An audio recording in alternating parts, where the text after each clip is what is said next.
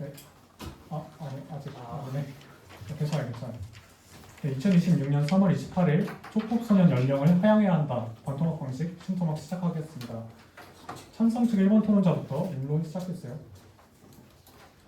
찬성 측 임론 시작하겠습니다. 저희는 촉법소년 연령을 하향해야 한다고 주장합니다. 그 이유를 세 가지 측면에서 설명드리도록 하겠습니다. 첫째, 중대한 범죄에 대해서는 반드시 책임이 부과되어야 합니다. 실제 사례를 보겠습니다. 2020년 대전에서는 촉법소년이 훔친 렌터카를 무면허로 운전하다 배달 아르바이트를 하던 청년을 치어 숨지게 한 사건이 발생했습니다. 피해자는 생계를 위해 일하던 평범한 사람이었고 가족은 돌이킬 수 없는 상실을 겪었습니다. 그러나 가해자는 형사처벌을 받지 않았습니다.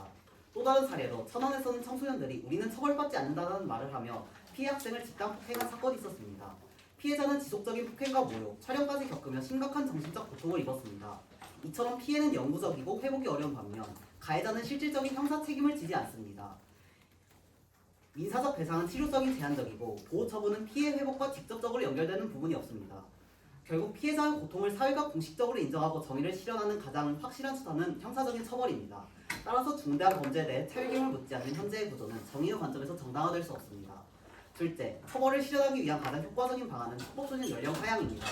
흔히 대안으로 제시되는 것이 소년법 강화입니다. 그러나 소년법은 본질적으로 교화를 목적으로 설계된 제도입니다. 따라서 형사적 증거의 기능을 수행하는 데에는 구조적인 한계를 가집니다. 예를 들어 해당 연령대에 대해 부여할 수 있는 최대 형량 자체가 제한되어 있으며 실제로는 인력과 인프라 부족으로 인해 선고된 기간보다 더 이르게 출원하는 경우도 적지 않습니다. 즉 일반 교도소와 달리 소년원은 형벌을 온전히 집행하는 구조가 아니라 교육 증진기관이기 때문에 처벌의 실효성이 확보되기 어렵습니다. 결국 소년법을 강화하더라도 이는 교화 수준의 강화에 그칠 뿐 중대한 범죄에 대한 명확한 책임 부과라는 목적을 달성하기는 어렵습니다. 또한 소년법 이외에도 별도의 실질적 대안도 존재하지 않는 상황입니다. 이러한 구조 속에서 국가가 중대범죄에 대해 직접적으로 개입하고 책임을 부과할 수 있는 가장 효율적인 방안은 촉법소년 연령 하향입니다. 셋째, 교화중심 제도 자체도 실효성을 입증하지 못하고 있습니다. 현재 우리나라 사회관리 체계는 법제화가 미흡하고 상당 부분이 비정부기구 중심으로 운영되고 있어 국가 차원의 일관된 관리가 이루어지고 있지 않습니다. 그 결과 지원 재원 역시 제한적이며 지속적인 개입이 어려운 구조입니다.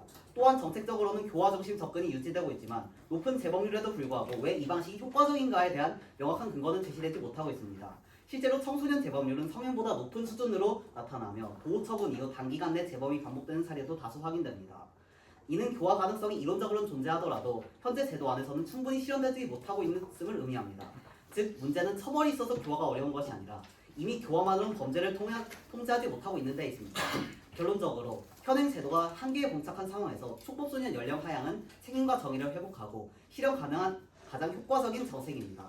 피해자의 고통을 외면하지 않는 사회를 위해 촉법소년 연령 하향은 반드시 필요한 제도입니다. 이상입니다. 네, 반대측 1번 토론자 임론 시작했어요. 저희 조는 촉법소년 연령을 하향한다고 해서 청소년 범죄가 줄어든다고 생각하지 않습니다. 따라서 저희 조는 세 가지 이유를 들어 촉법소년 연령 하향에 반대합니다. 그 이유는 첫째, 형사처벌 연령을 낮추는 것은 청소년에게 회복하기 어려운 낙인 효과를 남길 위험이 크기 때문입니다. 많은 전문가들은 청소년에게 공식적인 범죄자라는 낙인이 부과될 경우 사회적 배제와 자기 정체성의 왜곡을 발생하고 이것이 이후 비행과 범죄 가능성을 오히려 높일 수 있다고 설명합니다. 청소년 기에 형사사고책이 일찍 편입되면 정상적인 사회가 더 어려워지고 결국 일시적 비행이 장기적 일탈로 굳어질 가능성이 더 커집니다. 실제로 미국의 싱크탱크인 얼반 인스티튜트에 따르면 첫 체포 경험이 있는 청소년의 55%가 다시 체포된 반면 비슷한 조건의 비체포 청소년은 이후 재체포된 경우가 9%로 매우 낮았습니다. 이는 낙인 효과가 굉장히 크게 발휘되는 통계적 증거입니다. 둘째로 촉법소년 연령 하향이 청소년 범죄를 낮추는 효과가 미미하고 다른 방법으로 촉법소년 범죄를 줄이는 것이 더 효과적이기 때문입니다. 일본은 1980년대 중반 이후 형사처벌을 강화하는 조치를 시행하였으나 소년 범죄의 양적, 질적 악화를 막지 못했습니다. 오히려 교화 프로그램을 진행했을 때 소년 범죄가 더 크게 줄었습니다. 예시로는 호주 퀸즐랜드의 회복적 사고 회의 사례가 있습니다. 이 프로그램은 법원 절차 대신 피해자, 가해자, 가족이 함께 참여해 대화를 하고 상처를 치유하는 방식으로 운영되는데 퀸즐랜드 정부 평가에 따르면 청소년의 전체 재범 규모가 약 78%더 크게 감소했다고 합니다. 이와 같은 사례를 통해서 알 수 있듯이 청소년 범죄를 줄이기 위해서는 예산을 추가하고 인력을 보강해 체계적인 교화 시스템을 만드는 것이 더 효과적입니다. 셋째로 국제적 흐름과 부합하지 않기 때문입니다. 유엔 아동권리 협약에서는 아동의 발달 특성을 고려해 형사 책임 최저 연령을 최소 14세 이상으로 유지할 것을 지속적으로 권고하고 있습니다. 또한 많은 국가들이 촉법소년 연령을 하향했다가 효과가 없자 다시 상향 조정하는 경우가 많습니다. 실제로 전 세계에서 가장 낮은 형사책임 연령을 정하고 있었던 스코틀랜드는 촉법소년 연령을 기존 8세에서 2021년 12살로 상향했고, 덴마크는 2010년 형사책임 연령을 15세에서 14세로 낮췄다가 오히려 재범률이 상승하는 부작용이 생겨 다시 상향 조정했습니다. 정리하겠습니다. 촉법소년 연령 하향은 청소년 범죄를 줄이는데 효과가 미미합니다. 오히려 낙인 효과를 일으켜 청소년 범죄를 폭증시킵니다. 그렇기에 처벌보다는 교화 중심으로 정책을 운영할 때 청소년 범죄율을 낮출 수 있습니다. 따라서 저희 팀은 촉법소년 연령 하향에 반대합니다. 감사합니다. 반대측 2번 토론자 교차사 시작하세요. 네, 산사측 임론께서 증발적인 필요성, 그 성격을 되게 많이 강조를 하셨는데, 산성 측은 소년범들이 주로 가정폭력이나 아동학대로 가정의 보호를 충분히 받지 못한 경우가 많음을 알고 있습니까? 예, 알고 있습니다. 그렇다면 범죄에 대한 책임을 지기 전에 이들이 비행에 빠질 수밖에 없는 환경을 제공하진 않았는지 확인해 봐야 하며 동의하십니까? 부분적으로 동의하겠습니다. 네. 그리고 청소년 사법 제도의 목표는 성인의 것과 달리 공공의 안전을 유지하는 것 이외에도 재활과 치료, 교육 등 회복적 접근의 방식을 취함으로써 청소년들이 자신의 삶의 방향을 바꾸고 건강하게 성장하는 데 있음을 동의하십니까? 예, 동의합니다. 또한 여론이 촉법소년 연령 하향을 통해 기대하는 것은 처벌 그 자체가 아니라 실질적인 피해 회복과 소년 범죄의 감소임에 인정하십니까? 네. 여론이 기대하는 것이 촉법소년 연령 하향을 통해 기대하는 것이 처벌 그 자체가 아니라 실질적인 피해 회복이나 소년 범죄율의 감소임을 인정하십니까? 예, 인정하겠습니다. 현재 촉법소년은 형법상 형사처벌 대상은 아니지만 소년법에 따라 소년원 송치 등 실질적인 자유가 엄격히 제한되는 강도 높은 보호 처분을 갖고 있음에 동의하십니까? 예, 동의합니다. 형사 책임 능력은 자신의 행위에 대한 옳고 그름을 판단하고 본인의 행위를 통제할 수 있는 능력임을 인정하십니까? 예, 이런 능력은 단순히 정보 습득만으로 형성되는 것이 아니라 사회생활을 하면서 길러짐을 인정하십니까? 해당 부분은 부분적으로 동의하겠습니다. 형사 미성년자 기준이 마련된 게 1953년인데요. 당시에는 초등학교까지가 의무 교육이었기에 이 연령대가 생업에 참여하는 등 사실상 사회 구성원으로 기능했지만 현재 13세는 의무 교육에 포함되어 있는 만큼 사회적 경험이 제한적임에 동의하십니까? 동의하지 않습니다. 혹시 더 그리고 전 세계 소년법의 목적이 소년의 변화 가능성에 중점을 두고 소년에 대한 처벌과 함께 지원과 도움을 주는 것이라는 사실에 동의하십니까? 예, 동의하겠습니다. 그리고 앞서서 소년법상 보호 처분이 이루어진다고 했는데 여론이 일반적으로 인식하는 것보다 강도가 낮지 않음을 인정하십니까? 동의하겠습니다. 13세 청소년도 최장 2년간 소년원 송치가 가능하고 보호 관찰 역시 병행할 수 있어 상당한 억지력을 가지고 있음을 인정하시는 겁니까? 해당 부분 부분적으로 동의하겠습니다. 그렇다면 현재 국민이 촉법소년이 아예 벌을 받지 않는다는 것이 그런 왜곡된 법감정이 주로 있음을 인정하십니까? 해당 부분 동의하지 않겠습니다. 네, 이상 마치겠습니다. 산성측 2번 토론자 교차사 시작하세요. 예, 교차조사 시작하겠습니다. 예, 현재 촉법소년의 범죄가 21년 대비 25년으로 2만 1,000여 건으로 81% 증가했습니다. 그리고 이 중 50% 이상이 만 13세 편중 대응의 상황입니다. 지금 이 점 인지하고 계십니까? 인지하고 있습니다. 네, 그렇다면 다음으로 넘어가겠습니다. 일반적으로 중대한 범죄에 대해서 강력한 형사적 책임을 부과해야 한다는 점에 동의하십니까?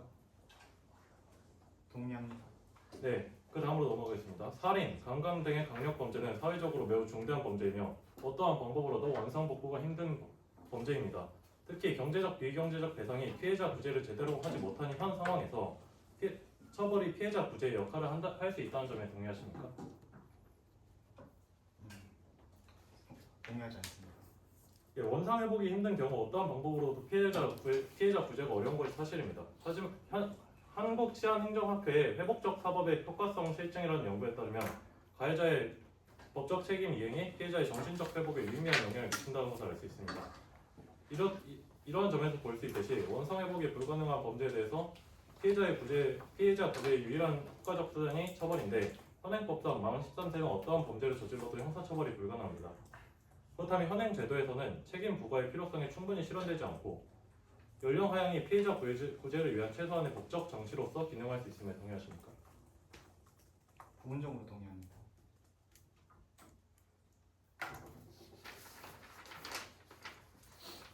네, 동국대학교 경찰사법대학장 임준태 교수에 따르면 25년 기준으로 연령 하향을 시행했을 시 범죄 소년으로서 형사처벌이 되는 대상의 인원은 100명 이하입니다. 즉, 초법소년 연령 하향을 한다 해서 범죄를 저지른 초법소년의 기회가 박탈되는 것이 아닙니다. 이러한 점에서 연령 하향과 교화 정책이 양립할 수 있음에 동의하십니까? 부분적으로 동의합니다.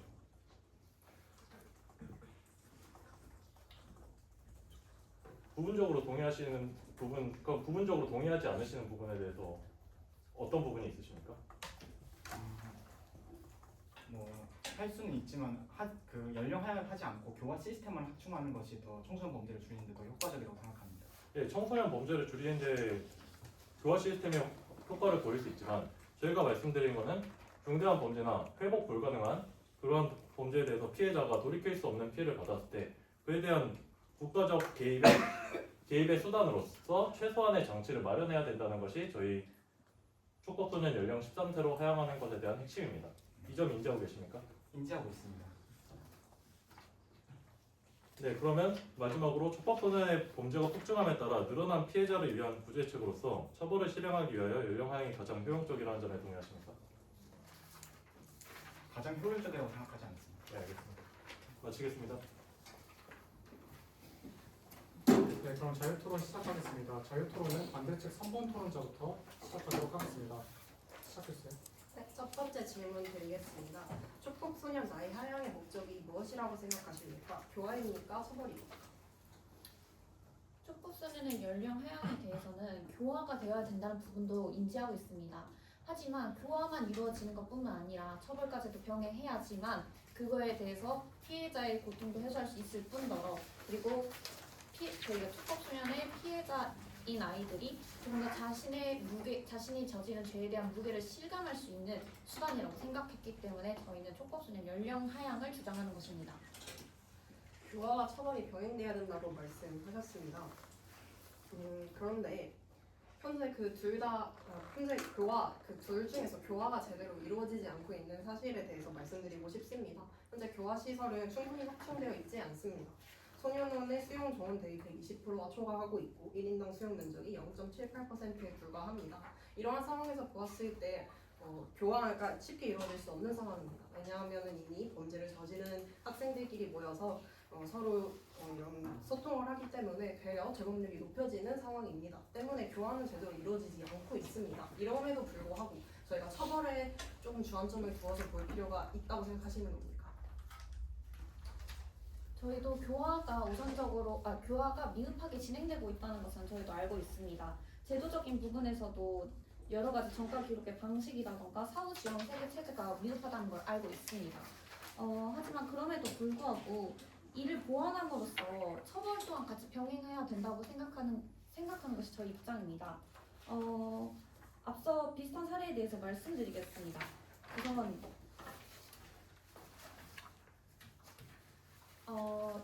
과거 유엔에선 해독과 소년 사법에 대해서 언급한 적이 있었습니다.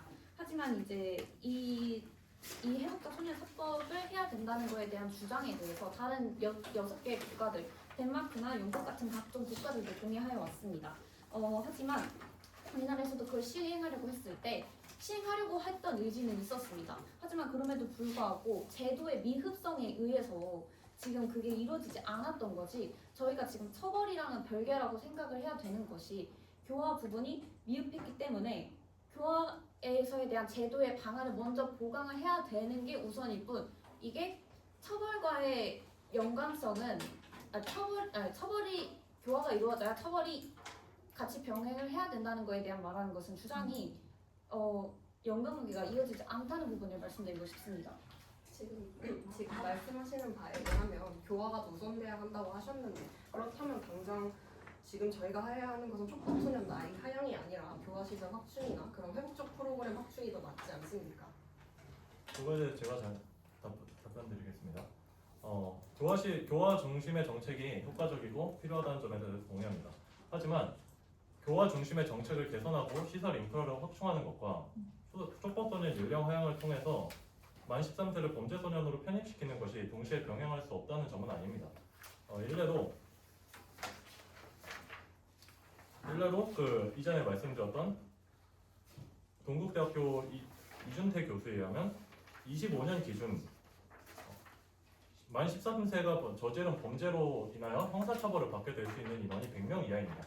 그러니까 이러한 점으로 미루어 보았을 때, 그러니까 물론 교화 인프라 구축에 들어가는 비용이 생기겠지만 그 비용으로 말미암아 그러니까 만 13세의 범죄 소년으로 들어가는 비용이 크게 영향이 미치지 않는다는 것입니다. 그러니까 결국 원점은 둘이 연관되지 않는다는 점입니다. 그러니까 한쪽에서는 중단 범죄에 대해서 처벌을 이행할 필요가 있고 한쪽은 교화를 진행할 필요가 있는 점입니다. 우선 말씀해주신 부분 잘 들었습니다.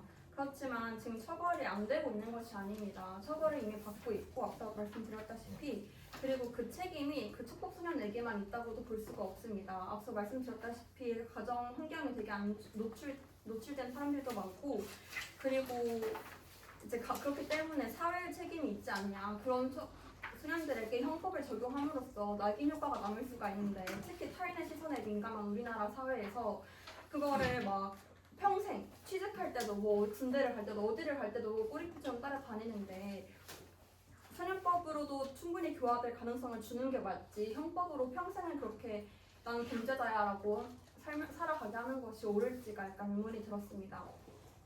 일단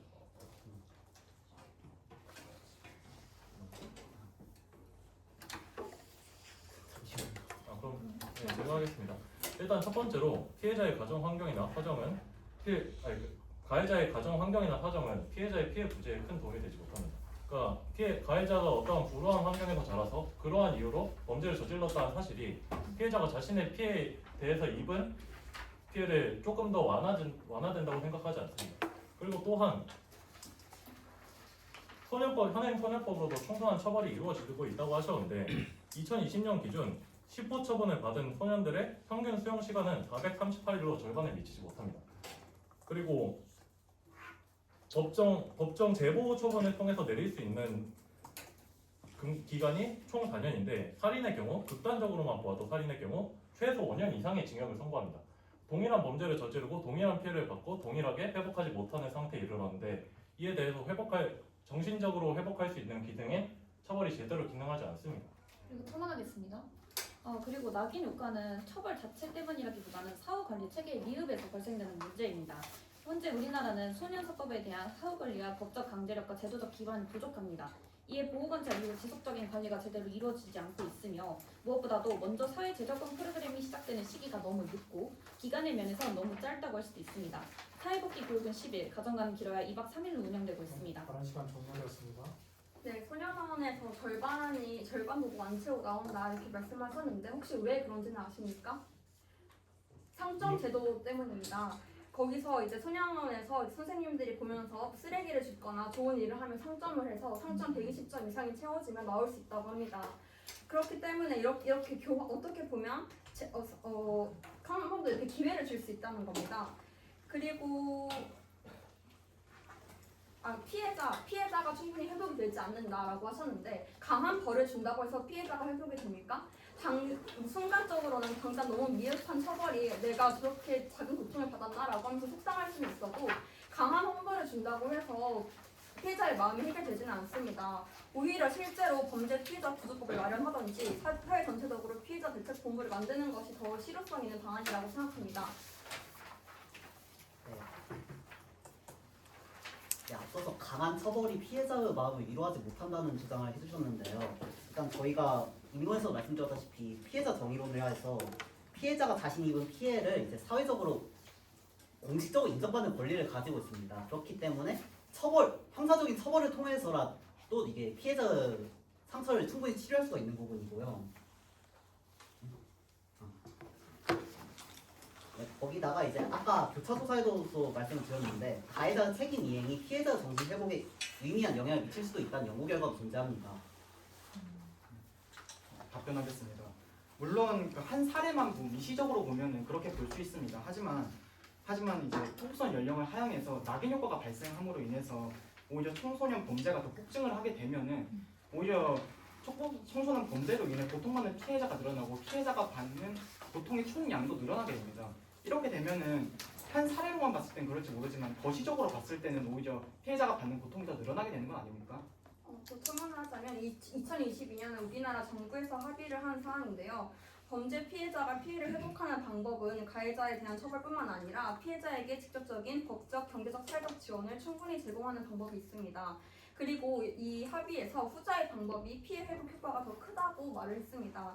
그러면 방금 차성 측에서 주장하신 그 연구 결과와는 상충되는 우리나라 정부의 입장인 것 같습니다. 그에 대해서 제가 답변 드리겠습니다. 그러니까 22년도에 나온 합의상으로 처벌 및 경제적 차원에서 지원을 하는 것이 더 효과적이라는 말이 나왔는데, 그렇다면 첫 번째로 형사적 처벌이 있을 경우 국가 차원에서 들어가는 경제적 지원이 필요할 경우고, 그리고 두 번째로는 그 해당 가해자 측에서 별도로 지원해야 하는 위로금이 있어야 될 것입니다.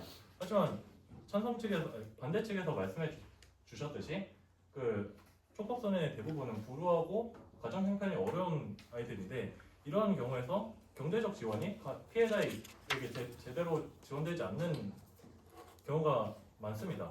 예. 그러한 상황에서 경제적 지원이 현재 제대로 기능하지 못하고 있는데, 심지어 복원할 수 없는 피해를 입을 경우 처벌이 유일한 대안이 될 수 있다는 연구가 말씀드렸던 그 연구입니다. 그렇기 때문에 둘은 상충되지 않습니다. 우선 저는 대상에 대해 얘기를 한 게 아니라 지원에 대해 얘기를 한 것입니다. 그 범죄 가해자가 배상하는 것과 달리 세금에서 확충을 하죠. 왜냐면 그런 사건들이 일어날 때마다 국민적 여론이 촉법소년 나이를 하향해라, 어떡하냐, 너무 마음이 아프다 이러는데 실질적으로 아무것도 해주지 않습니다. 일례로 2008년에 사건이 있었는데요. 부산 여중생 폭행 사건에 대해서 법정에서 사과를 해도 이제 고등학생이기 때문에 형법 처벌을 받는 게 맞았습니다. 근데 그럼에도 소년법을 적용을 해서 되게 엄청 미미한 처벌을 받았는데요. 그래서 이제 사람들이 왜 처벌을 이렇게 약하게 하냐 이렇게 화를 내고 했습니다. 근데 그 여중생은 이제 당연히 일상생활에서 문제가 있었죠. 근데 그 시민들이 그래서 경제적인 후원을 해줬냐 그런 것도 아니고 그냥 말만 그렇게 하는 겁니다. 말만 하향하자, 말만 나쁜 놈이다, 아무것도 안 해주면서 그렇게 하는 것이 문제가 있다는 거고, 그렇기 때문에 저는 지원을 세금을 통해서 그렇다면 세금을 통해서 지원을 해주는 방법이 있다고 말씀을 드리는 겁니다. 대답하겠습니다. 경제적인 부분에 대해서 이렇게 경제적인 부분에 대해서 지원을 통해서 이를 보완하신다고 말씀을 하셨는데, 그 보완에 대한 지점에 대한 대책은 있으십니까? 어떤 지원을 통해서 이러한 사건을 좀 대비를 하실 것인지에 대한 의견이 있습니까? 그리고 또한 그 사후 보험 프로그램을 좀 더 신경 써야 되는 것 아닙니까? 출소를 하고 소년원에서 출소를 하고 나서라든가 그 직후로부터 우리나라는 그거에 대한 그 보호에 대해서 굉장히 미비한 것으로 알려지고 있습니다. 저희는 처벌을 해야 된다는 한 이유는 사회재적금 프로그램에 대한 보완을 통해서 이에 대한 미흡성을 조금 보완하고자 했었던 것인데요. 우리나라에서도 회복적인 그런 소년 사후 프로그램을 운영하면서 지역적 편차, 법적 기반의 부족, 전문 인력의 한계를 일관되게 적용하지 못하는 것을 알고 있습니다.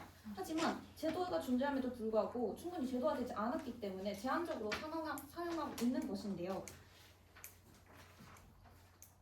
하지만 여기 이 프로그램이 그렇게 되는 이유는 애초에 그냥 복귀 교육은 10일이고 가정가정 길어야 2박 3일 운영되는 등 애초에 그 제도 자체의 보완이 개선이 이루어야 된다는 거지, 그거에 대한 긍정적인 보완을 통해서 이루어져야 된다는 것이 아닙니다. 애초에 논지부터가 조금 더 잘못됐는데 그거에 대해서는 어떻게 생각하십니까?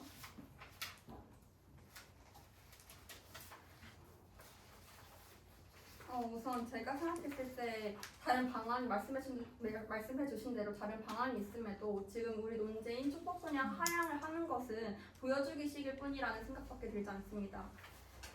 특히 제가 일본의 사례를 가져왔는데요. 일본 같은 경우에는 우리나라의 소년원의 그와 달리 그 제한이 없다고 합니다. 그래서 더 오랫동안 벌을 받을 수가 있고 정말 선생님들이 확인을 해서 정말 교육이 되었다, 재비행을 하지 않겠다라는 판단이 서면 임시 퇴원을 하게 합니다. 이런 식으로 네, 이상입니다. 찬성층에게 질문하겠습니다.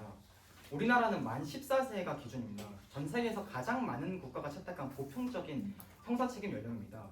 심지어 노르웨이, 덴마크, 스웨덴 등 유럽 국가는 우리보다 높은 15세입니다. 왜 그러냐면 뇌과학자들의 뇌 연구에 따르면 인지 능력, 수로 능력, 판단 능력, 충동을 제어하는 능력 등을 관장하는 전두엽이 최소 14세는 되어야 제대로 기능하기 때문입니다. 이러한 과학적인 연구 결과 때문에 유엔 아동권리위원회에서 14세 이상 유지하라고 권고하고 있는 것입니다. 이러한 과학적인 연구 결과를 봤을 때 14세인 현행 기준이 적절한 건 아닙니까? 그렇다면 왜 낮춰야 되는 겁니까? 이번 지금 기준이 적절하다면. 네, 해당 답변 찬성치 1번.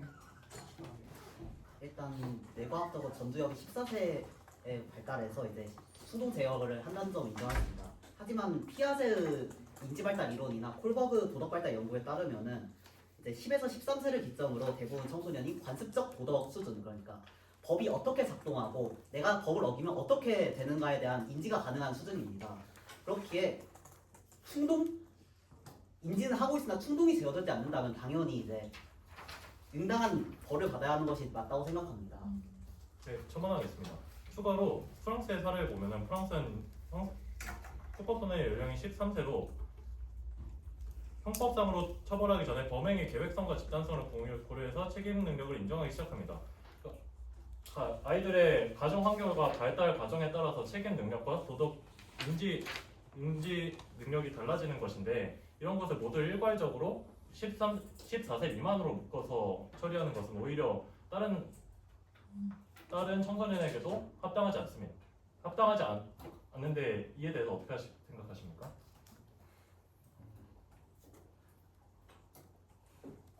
네, 해당 답변은 반대측 3번 토론자분께서 해주시기 바랍니다. 14세 미만으로 일반적으로 처리하는 것이 문제가 있다고 말씀하셨는데 그런 지점이 있다고 생각합니다. 그럼에도 불구하고 저희가 계속적으로 말씀드리는 부분은 이것을 낮추게 된다면 그것도 마찬가지로 일괄적으로 낮추게 되는 것인데 이 경우에서는 되려 재범률이 더 높아지고, 왜냐하면 그 친구들이 모두 다 완벽하게 인지적 성숙을 거치지 못했기 때문에 되려 더 소위 말하는 질이 안 좋은 친구들끼리 있는 상황이기 때문에 되려 영향을 받아서 인지적으로 재범을 할 확률이 높아진다는 점에 대해서 주장하고 있는 겁니다. 그렇기 때문에 촉법소년 연령을 하향해서는 안 된다고 이야기하는 것입니다.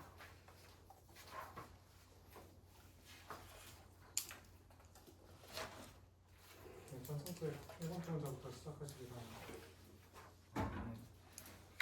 알겠습니다. 질문하겠습니다. 이제 자, 반대측 1번 토론자 하셔도 됩니다. 이제 전 편견에 대해서 하나 지적하고 싶습니다. 요즘에 척법소년 범죄가 흉포화되고 있다는 것에 대한 것인데요. 경찰이 법원에 송치한 척법소년 수는 2만 명 이상으로 증가한 것이 맞습니다.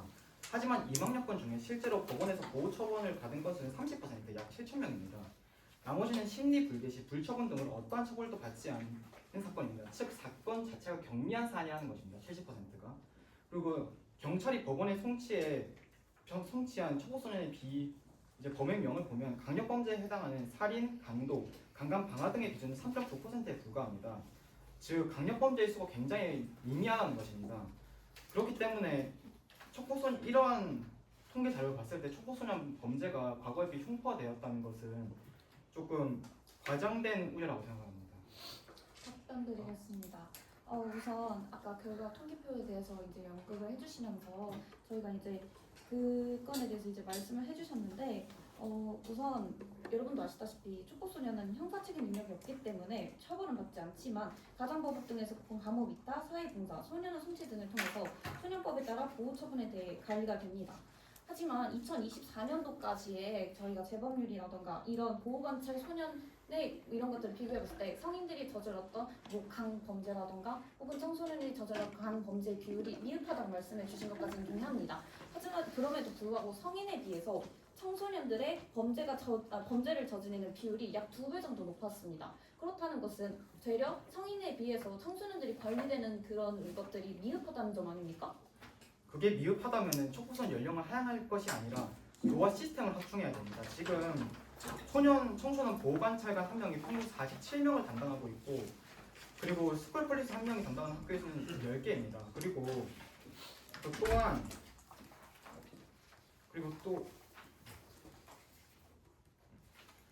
또한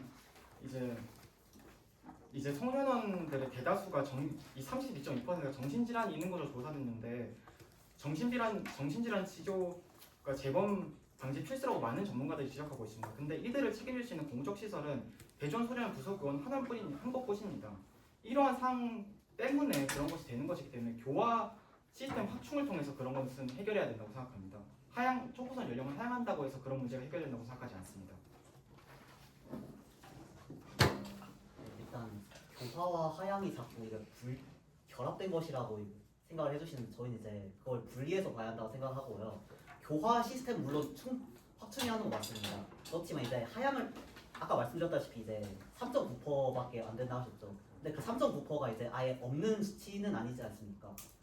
법에 존재하는 수치고 그렇기에 오히려 촉법소년 하향이라는 그 제도가 필요한 것입니다.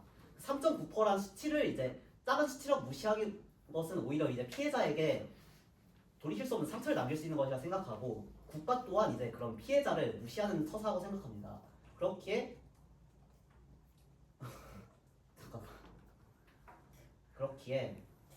죄송합니다. 어렵네. 네, 청원하겠습니다. 그 3.9%밖에 전체 범죄 대비 3.9%밖에 안 된다고 말씀을 해주셨는데, 실제 수를 비교해 보면 2025년 기준으로 724건으로 강력범죄가 70% 넘게 폭등한 사례입니다. 그러니까 전체 범죄가 80%가 늘어났기 때문에 강력범죄도 늘어났는데 그에 비해서 강력범죄가 조금 비율이 낮아진 것이지, 그렇다고 해서 강력범죄 수 자체가 적은 것이 아닙니다. 이에 대해서 강력범죄가 많아진 현 상황에 대해서 처벌 이외에 다른 대안의 수단이 있으십니까? 저는 강력범죄가 증가하게 되는 이유는 우리 사회가 청소년들을 제대로 보살피지 못하고 있어서라고 생각합니다. 실제로 2024년 시사계획 창의 전국 소년연생 885명을 조사한 결과 53%의 소년이 부모의 죽음, 학대, 방임 등을 경험했고 55%가 소년원에 오기 전에 이미 학교를 다니지 않았다고 언급했습니다. 이러한 것에서 알 수 있듯이 그런 굉장히 강력범죄가 폭증하게 된 이유는 이 형사 책임 연령이 높아서 그런 것이 아닙니다. 이렇게 우리 사회 복지 시스템이 이런 벼랑 끝에 몰린 청소년을 제대로 보살피지 못해서 그런 겁니다. 그렇기 때문에 만약에 이런 문제를 정말로 해결하고 싶어 하신다면은 촉구선 연령을 하향하자고 하실 게 아니라 어떻게 하면 우리 사회가 벼랑 끝에 몰린 청소년을 어떻게 복지 시스템에 편입을 할 것인가, 어떻게 제대로 보살펴서 애들이 제대로 학교에도 다니고 제대로 사회화를 시킬 수 있게 할 것인가를 고민해야 된다고 생각하지, 촉구선 연령을 하향하는 것이 강력범죄를 줄일 수 있는 방법이라고 생각하지 않습니다. 예, 말씀드리겠습니다. 네, 저희가 그 강력범죄를 낮추기 위해서 촉법소년의 연령 하향의 목적이 그것이 아니라 그만큼 늘어난 피해자의 피해 구제를 위해서, 심리적 피해 구제를 위해서 말씀드리는 것이고요. 복지 확충을 통해서 재범률이나 범죄를 낮춰야 된다는 점에 동의합니다. 그러나 현재 한국의 복지상으로 그게 제대로 이루어지지 않는 상태이고, 그에 대한 혹시 대안으로 생각해 놓으신 게 있으십니까? 그거에 만약에 복지가 부족한 게 원인이라면은 범죄 피해자 구조법을 마련하든지 저희 사회적으로 피해자 대책 공고를 만든다던가 하는 식으로 대응하면은 충분하게 대응할 수 있다고 생각합니다. 그리고 교화와 나의 하향이 별개의 것이라고 말씀을 하셨는데요. 교화를 그럼 먼저 해보고 나서 하향을 하면 되지, 왜 하향을 먼저 해서 일괄적으로 다 형법적인 그런 결론을 벌을 받게 하자는 건지 저는 잘 이해가 가지 않습니다. 오히려 그 학생의 그런 가능성을 교화 가능성을 더 봐야 하는 거 아닐까요? 일단 교화와 하향은 일단 순서상 문제가 아니라 병행상 문제라고 생각합니다. 교화를 진행하면서 이제 소수로 존재하는 강력범죄 피해자를 위해서 하향을 동시에 진행하는 것은 충분히 가능한 문제라고 생각하고요. 여기서 이제 교화가 먼저다 하향이 먼저다냐 논제를 벗어난 문제라고 생각합니다. 첫 저희가 합의를 했던 사안이 하향을 부분적으로 하지 말자였습니다. 그거에 대해서 말씀드리자면은 촉법소년 연령을 하향한다 해서 모두 다 형사처벌을 받는 것이 아닌 범죄소년으로서 보호처분과 형사처벌을 둘 다 받을 수 있는 신분으로 변화하는 것입니다. 그리고 얘기하고 싶은 게 물론 이 찬성 측에서는 촉법소년 연령을 하향하는 것이 피해자의 구제가 될 수 있다고 주장합니다. 근데 오히려 하향을 하게 돼서 낙인 효과가 생기게 되면은 오히려 청소년 범죄가 폭증을 하게 되고 그로 인해서 오히려 피해를 받는 피해자가 늘어나게 됩니다. 그렇게 되면은 오히려 피해자의 피해를 구제하는 것이 아니라 피해자들의 피해를 키우는 꼴이 됩니다. 그렇게 저희가 지금 14세를 유지를 하자고 주장하고 있는 것입니다. 피해자들의 피해를 외면하자는 것이 아닙니다. 더 큰 피해를 막기 위해서 지금 연령을 유지하자고 하는 것입니다. 그리고 또한 현재 형사처벌 대상인 14세 이상도 형사처벌을 실제로 받지 않고 있습니다. 근데 이게 비단 아까 말씀드렸다시피 가벼운 형벌뿐만 아니라 엄청 심각한 형벌의 대상도 마찬가지인데요. 예를 들면 2004년 밀양 성폭행 사건이 있습니다. 남고생 44명이 여중생 1명을 성폭행한 것인데요. 나이가 어리다는 이유로 형법상 처벌을 할 수 있음에도 소년부 성취를 했습니다. 그럼 방금 말씀하신 나이를 하향해서 뭐 일괄적으로 다 하는 게 아니다. 그러면은 엄청 큰 이런 심각한 사건에 대해서도 처벌이 되지 않는데 뭐 하러 나이를 하향합니까?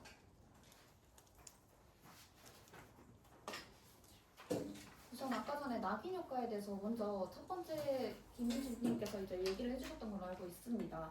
낙인 효과가 있을 수 있다는 거는 저희도 발언 시간 종료되었습니다. 반대 측께서는 23초가 남았습니다. 사용하시겠습니까?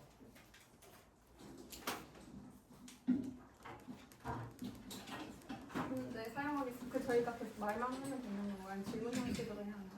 말해주세요. 네. 미국 펜실베니아 주립대학 교수는 1970년대부터 90년대까지 비행 청소년에게 욕설을 퍼붓고 위협을 가하는 수감자를 만나게 하는 교화 프로그램과 규율이 엄격한 소년원 등 소년범들을 되게 혹독하게 대하는 제도가 유행했었는데요. 훗날 이런 제도들이 교화 기능은커녕 재범률을 높였다는 연구 결과가 나왔습니다. 이상입니다. 네, 혹시 수기 시간 사용하시겠습니까? 네, 그럼 따로 사용 안 하는 걸로 하겠습니다. 반대 측 3번 토론자는 마무리 발언 시작해 주세요. 한 사회가 아동을 어떻게 대하는지 보면 그 사회의 영혼을 알 수 있다. 남아프리카 공화국 인권운동가 넬슨 만델라의 말입니다. 이 문장을 기준으로 본다면 오늘 이 토론은 단순히 연령 하향의 문제가 아니라 우리가 어떤 기준으로 사회를 운영할 것인가에 대한 문제라고 생각합니다. 청중 여러분, 오늘 토론에서 찬성측은 계속해서 하나의 방향을 제시했습니다. 처벌의 시점을 앞당겨야 한다는 것 말입니다. 하지만 그 선택이 정말 문제를 해결하기 위한 것입니까? 아니면 단지 적극적 대응을 했다는 모습을 표방하기 위한 것입니까? 우리는 다시 생각해 볼 필요가 있습니다. 우리 법이 청소년을 대하는 목적이 무엇입니까? 처벌입니까? 아니면 교화입니까? 처벌이라면 과연 촉법소년 연령 하향은 문제를 근본적으로 줄이는 일입니까? 아니면 더 이른 시기에 낙인을 찍을 뿐입니까? 교화라면 더 어린 나이에 형사적 책임을 묻는 것이 과연 진정 그 방향에 부합하는 선택이 맞습니까? 결국 이 논의는 연령의 영역이 아니라 우리 사회의 문제를 어떻게 바라보고 어떤 방식으로 해결해야 할 것인가의 문제입니다. 청중 여러분, 어쩌면 이 문제는 명확한 정답이 있는 문제는 아닐지도 모릅니다. 하지만 적어도 우리는 더 쉬운 방향이 아니라 더 타당한 방향을 선택해야 합니다. 그 기준에서 본다면 촉법소년 연령 하향은 결코 충분히 납득되는 주장이 아닙니다. 이 점을 바탕으로 여러분의 판단 부탁드리겠습니다. 감사합니다. 네, 그럼 찬성 측 3번 토론자 마무리 발언 시작해 주세요. 나 촉법소년이라 괜찮아 라며 책임을 회피하고 피해자의 고통은 미흡한 법률 아래 잊혀지는 이 대한민국의 현실이 과연 정상적이라고 생각하십니까? 청중 여러분, 저희 찬성 측은 입론에서 다음과 같은 당위성, 효용성, 가능성을 제시하였습니다. 첫째, 중대한 범죄에 대해 현재 대한민국의 민사적 배상과 보호 처분의 중심 구조는 책임을 완전히 감안하지 못한다는 점. 둘째, 소년법 강화와 같은 대안은 교화 중심이라는 구조적 한계로 인해 중대 범죄에 대한 실질적 처벌을 구현하기 어렵다는 점. 셋째, 현재 교화 중심 제도 역시 재범률과 사후 관리의 미흡으로 인해 실효성을 충분히 입증하지 못한다는 점입니다. 그러나 반대 측에서는 연령을 하향할 경우 낙인 효과가 발생하고 청소년의 재범률이 오히려 증가할 수 있다는 점을 들어 반대하였습니다. 하지만 이는 현재 제도의 문제를 간과한 주장입니다. 실제로 국내 소년사법은 법적 기반이 부족하고 회복적 사법이나 사후관리 프로그램이 민간 중심으로 운영되며 국가 차원의 체계적 관리가 애초부터 미흡하다는 한계를 지니고 있습니다. 또한 청소년 보호관찰 대상자의 재범률이 성인보다 높은 수준으로 나타난다는 점 역시 처벌이 있어서가 아니라 관리와 지원이 부족하기 때문에 발생하는 문제입니다. 그럼에도 불구하고 반대 측은 제도 개선의 필요성을 인정하면서도 그 해결 방향을 제시하지 못한 채 단순히 연령 하향을 막아야 된다는 입장에 머물러 있습니다. 또한 반대 측에선 교화와 치료가 이루어지지 않은 상태에서 연령을 하향하면 단순 처벌만 강화된다는 점을 주장하였습니다. 하지만 저희는 입론에서 충분히 말씀드렸습니다. 현재 교화 중심 제도 자체가 이미 충분한 효과를 입증하지 못하고 있으며 재범의 반복과 사후 관리의 한계가 드러난다는 점입니다. 연령 하향은 되려 교화와 제4의 정책을 실질적으로 작동시키기 위한 출발점입니다. 책임의 무게와 형법의 정의를 회복하고 피해자의 고통을 외면하지 않는 사회를 만들기 위한 가장 효율적인 방안을 제시하는 것입니다. 이상입니다.